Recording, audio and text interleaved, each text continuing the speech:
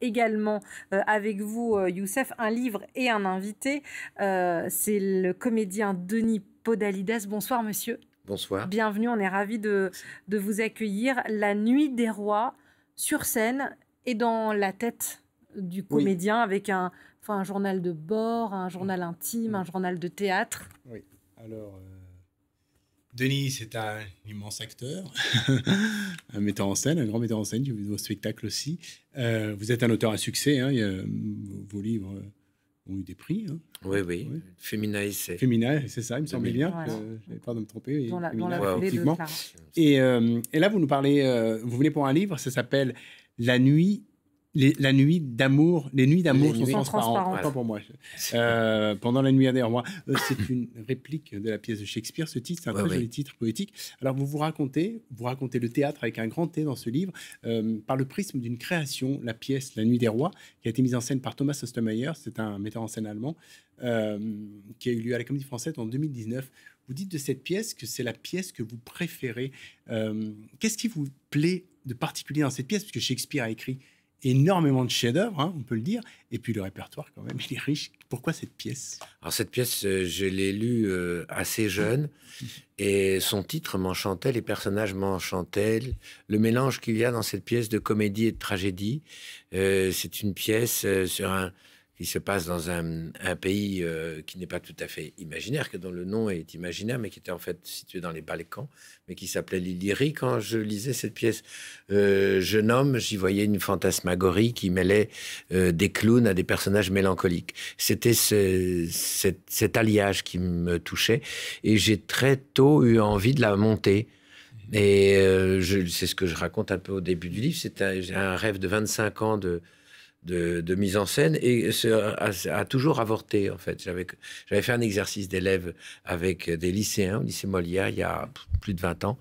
Et puis ensuite, de loin en loin, j'ai essayé de formuler ce projet. Et en fait, il y avait toujours quelque chose qui venait me court-circuiter. Vous allez en parler à Eric, vous tombez sur Thomas Ostermeyer. Exactement. Une audition pour la pièce. Voilà. Et là, j'étais si heureux de rencontrer Thomas Ostermeyer que mon projet s'est comme évanoui de lui-même. Et puis, je le dis un peu au début du livre, en travaillant 2 heures avec lui, j'ai eu l'impression d'en apprendre plus sur la pièce qu'en 25 ans de rêverie autour de cette pièce. Donc voilà. Vous disiez, La Nuit des Rois, c'est souvent une mise en... Shakespeare, souvent, c'est une mise en abîme. Enfin, moi, l'autre pièce que j'adore de Shakespeare, c'est le Songe d'une nuit d'été, où on ne sait pas non plus où on est qui vraiment. Et c'est aussi la meilleure façon, non, d'explorer l'âme humaine et la réalité des rapports. Je pense à l'invité qu'on avait tout à l'heure, notre invité politique. C'est un bouquin sur le chef de l'État.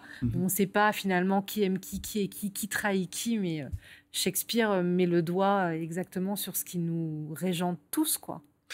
Shakespeare... En brouillant les cartes comme ça tout le temps. C'est une invention théâtrale gigantesque qui est de l'ordre de la découverte de l'Amérique.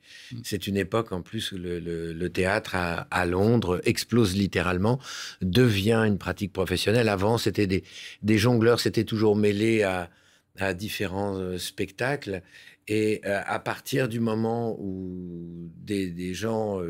dont Shakespeare relisent l'histoire de leur pays d'ailleurs, et le mélange avec des poètes latins, ils inventent un théâtre épique, un théâtre comique, un théâtre tragique dans les mêmes pièces. Il y a du fait aussi que dans ces théâtres qui sont des lieux tout nouveaux, on ne peut pas du tout avoir aujourd'hui une idée de ce que ça pouvait être. C'était comme l'invention d'Hollywood ou vraiment l'invention de multiples théâtres en même temps, et qui allait brasser un public extrêmement jeune et de toutes les catégories sociales. C'était aussi ça. C'est l'invention aussi d'un théâtre populaire qui rassemble la bourgeoisie, la noblesse et les étudiants et ce qu'on appelait le peuple, qui était des artisans. Donc voilà, c'est pour Shakespeare, c'est la planète théâtre, si on veut. Donc d'entrer dans une pièce de Shakespeare, vous avez le sentiment de toucher au cœur du théâtre. Alors vous le saviez dès le début de la création que ce serait une aventure exceptionnelle, on peut en faire un livre? J'avais eu une proposition de Maurice Hollander, l'éditeur, le directeur de cette collection, de la librairie du XXIe siècle que j'avais rencontré et qui m'avait tout simplement proposé de publier un livre. Et j'avais en point de mire ces répétitions parce que je les attendais avec ferveur. Je savais qu'il allait pour moi se passer beaucoup de choses au cours de ces répétitions, que ça allait être une plongée au cœur de mon métier. Et donc je dis, je vais tenter quelque chose pendant ces répétitions de faire un journal. L'embryon du livre, c'était ça. Oui. Alors, on vous suit de l'audition, en passant par l'apprentissage du texte, les répétitions, jusqu'à la première du spectacle, tout ça en 7 étapes. Et moi, je voudrais revenir sur quelques points. Vous parlez de l'apprentissage du texte, vous le qualifiez de jouissance et d'enfer. Le mot est fort quand même, enfer, quand on a l'habitude du théâtre comme vous. Ça peut être infernal d'apprendre un texte, surtout quand un texte long, ou Shakespeare, je l'ai encore revécu cette semaine en apprenant une autre scène dans une autre pièce. On croit savoir et on ne sait pas, on oublie, on recommence. Le cerveau paraît soudain totalement vide. Ou c'est quelque chose qu'on... Souvent d'ailleurs... En plus, ce n'est pas la partie la plus importante du travail. La partie la plus importante, c'est les répétitions, c'est les enjeux, c'est le creusement des situations. La partie de mémorisation, c'est le travail solitaire de l'acteur, ou pas forcément d'ailleurs, on peut apprendre avec... mais qui est quand même un tête-à-tête avec soi-même.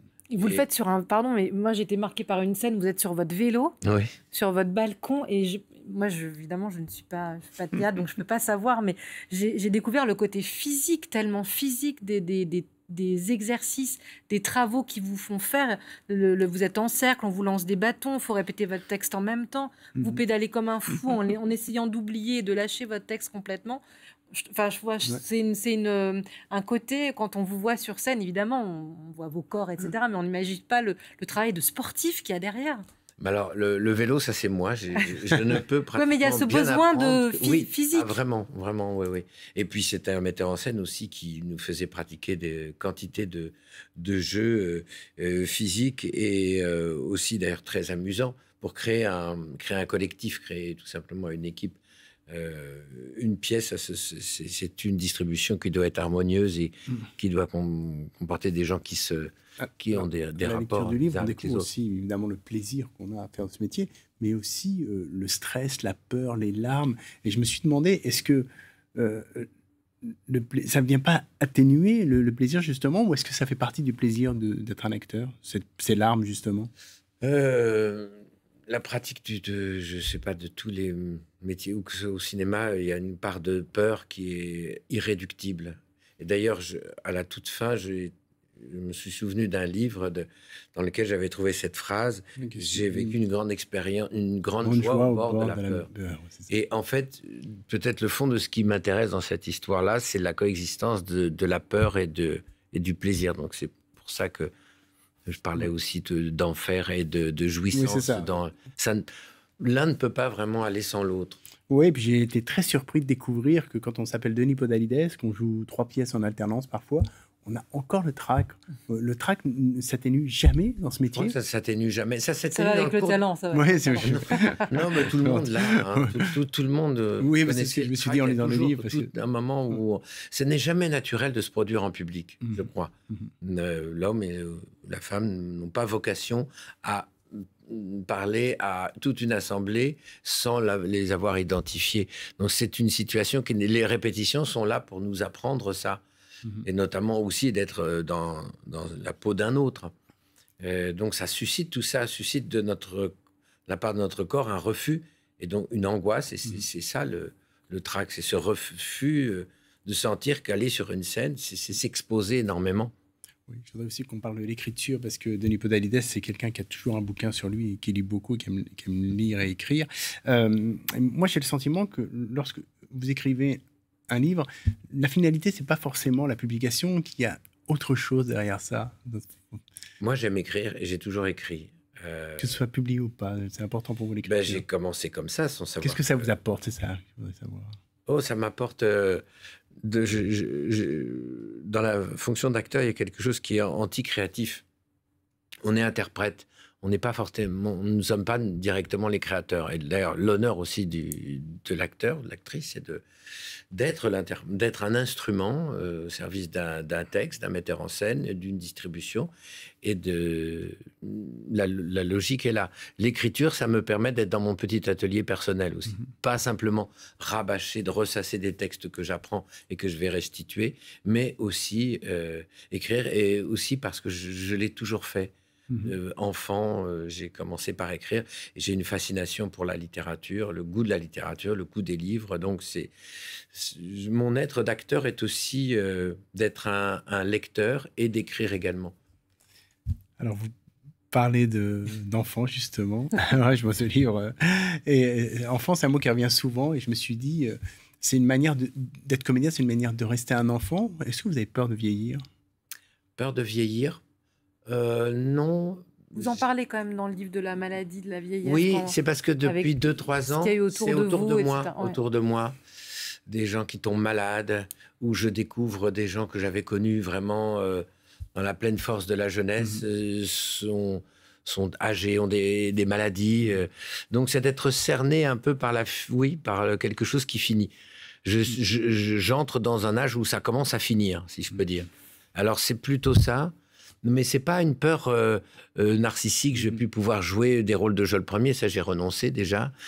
Même si j'en ai joué quand même assez tard. J'ai joué Hamlet à 50 ans. Alors, mais c'est pas, voilà, j'espère que c'est pas par narcissisme, cette peur de... Avant de nous quitter, je voudrais remercier vraiment Denis Podalides pour ce livre merveilleux. C'est un très beau cadeau que vous faites aux gens qui aiment le théâtre comme moi. Voilà, et c'est un très beau cadeau que vous nous faites, Youssef, d'amener Denis Podalides sur notre plateau. Merci beaucoup, monsieur. Merci. Les nuits d'amour sont transparentes pendant la nuit des rois, la librairie du 21e siècle au Seuil. Et alors,